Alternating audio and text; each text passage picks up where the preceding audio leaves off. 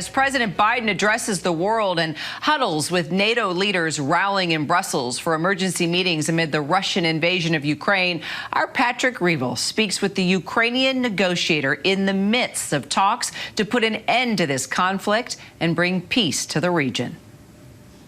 How close are you to a deal with Russia right now? Ми можемо тільки констатувати те, що вони почали більш адекватно сприймати оточуючий світ. Тобто більш реально дивитись на те, які наслідки має війна для них, перш за все для Російської Федерації. Тому що на перших раундах вони абсолютно неадекватно сприймали ситуацію і вважали дійсно, що вони праві, безпричинно атакувавши Україну. Do you think that Russia right now is negotiating in good faith? Do you think they want a deal right now? Мені здається, що вони дійсно хочуть на переговорах вирішити якісь питання, тому що санкційний тиск, перш за все, військовий тиск з боку України, вони вже їх поставили на місце.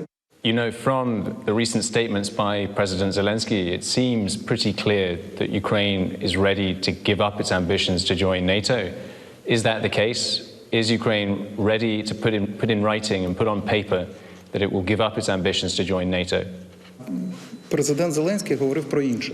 Він говорив про те, що архітектура, безпекова архітектура, контури безпекової архітектури сьогодні виявились трошки недієвими. Хочемо запобігти цьому в майбутньому, хочемо отримати такі безпекові гарантії, до чого ми говоримо про безпеку, щоб на нас не нападала Російська Федерація в майбутньому. Для цього потрібно, щоб були не якісь аморфні структури, знову ж таки повертаючись там до ОБСЄ, ООН чи НАТО, а щоб були дієві альянси, які чітко пояснять Російській Федерації, що нападати на кордони України не потрібно, бо це буде мати дуже і дуже погані наслідки.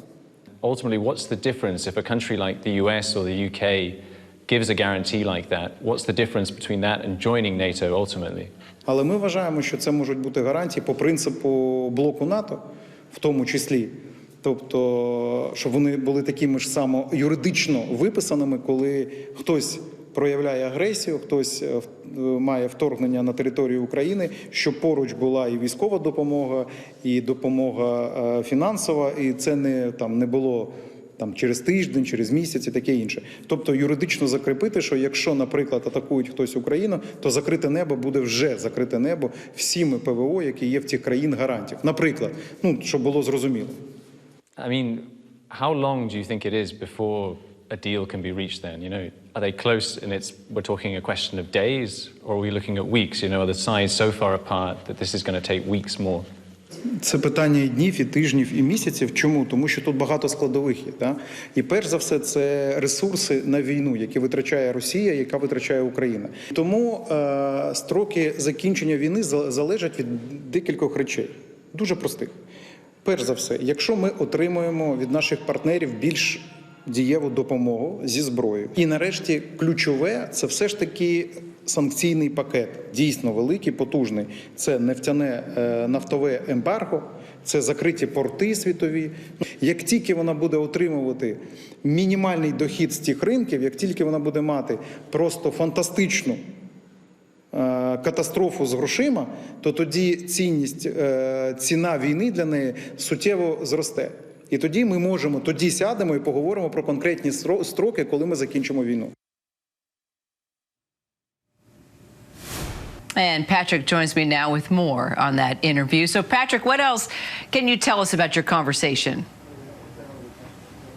Hi, Kira. Yeah, you know, I think the thing that most struck me actually was how he said that he believed these talks are real, that Russia isn't trying to just stall for time, because one of the concerns that US officials have and also Ukrainian officials is that this might actually just be a way of buying time for Russian troops to regroup. But he believes that ultimately Russia is on the path to having to come to a deal, and that's because of the severe losses that it's been taking, the thousands of troops that it's already lost in just a month. At the same time, listening back to it, you know, I'm aware of there seems to be a very, very large gap between the two ultimately, and this comes down to this question of NATO membership. And ultimately, Ukraine has been signaling that it believes, actually, yes, it doesn't need to necessarily have NATO membership or fight for it because it believes it will never get it. Ultimately, it's just never been on the table, really, and privately, Western leaders have been saying that. And so they're not willing to keep fighting for something they know won't happen. But at the same time, what they really want now is security guarantees that if they do give up that ambition to join NATO, that they're not going to just be left alone and to be attacked again by Russia. And so they're asking for guarantees from Western countries, including the United States. And right now, though, the big question, is how that can work in practice, really. So, Patrick, you're there on the ground in the capital city of Kyiv. What are you seeing from there as you observe what's happening day to day? So, it's interesting that a month ago when we were here, there was a sense that Russian troops could enter the city almost at any day. Behind me, just behind me, we could see in the distance fighting. But now all of that is being held outside the city, and basically the Ukrainians have managed to hold the Russian troops for several weeks in these towns to the north. At the same time, there's very intense fighting in those areas. I mean, as I'm talking to you, I can hear booms coming from the north. And so it's odd. On the one hand, you have this sense of calm in the city centre now, and this sense that actually they are having successes on the battlefield. But every night, we hear the air raid sirens and we hear the bombardments, and there's a sense that this is just going to keep going. Patrick Reevell, great insight. Appreciate you. Thanks so much. Hi, everyone. George Stephanopoulos here. Thanks for checking out the ABC News YouTube channel. If you'd like to get more videos, show highlights, and watch live event coverage, click on the right over here to subscribe to our channel. And don't forget to download the ABC News app for breaking news alerts. Thanks for watching.